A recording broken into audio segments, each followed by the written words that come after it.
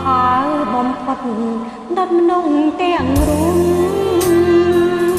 ខ្ញុំគ្មានខំសំហមជាតិមើលចង់ជួយពីការណាមានតាបែកដីអិនព្រំទេវតាទើបយល់ពូជខ្ញុំយ៉ាងណាឯមនុងធម្មតាចោលនេះខុសហើយពូជខ្ញុំឯណាជានាងធាតកោ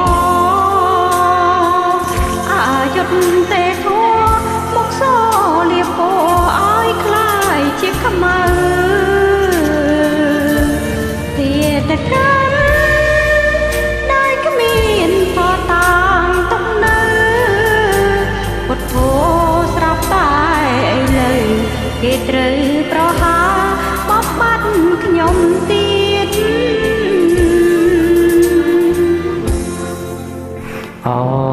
កែវបងអើយបងមិនដឹងធ្វើមិនដេចឡើយហួហើយស្នេហ៍យើងទាំងពីរជាតិនេះបែកគ្នាដូចមេឃហើយនឹងធរណីបំភ្លេចអូនចង់ប្រឆោមឈវីកុំនឹកអ្វីអូនជានារីកូនពួងក្បាលពីរដូចទៀងគេចា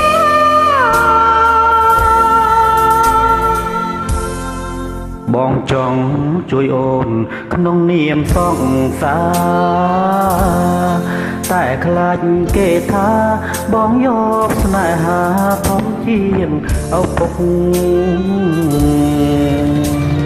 ណាហើយចង់យើងចាំជួបគ្នាទៀតមកបងអើយនៅឲ្យបានសុំ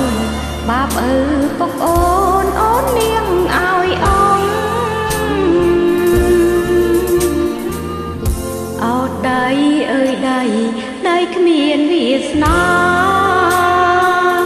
ដៃខានតឹងកាអាងនេះចាអោដៃមកជុំចំណង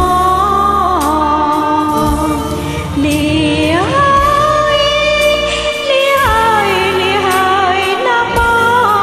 ងលាហើយណាបងសូមសងជួបបងគ្រប់ជាតិមកអើយចាស់ច្រើនតែបានចូលរួមបាទជម្រាបលាបាទ